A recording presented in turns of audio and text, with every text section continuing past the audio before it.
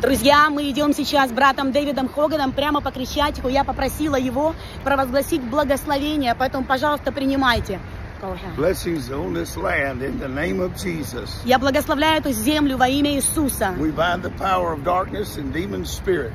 Мы связываем силу тьмы и демонических духов. And we call on the great Holy Ghost and the fire of the gospel to consume the land with the goodness of God. И мы призываем силу Святого Духа и огонь пробуждения и Евангелия поглотить эту землю огнем Божьим. And I want to thank the people of this land for allowing us to come here and preach the gospel. We bless you in Jesus' name in Kiev. И мы благословляем людей, которые позволили нам служить здесь, на этой земле. Мы благословляем вас во имя Иисуса, всех вас, дорогие братья и сестры.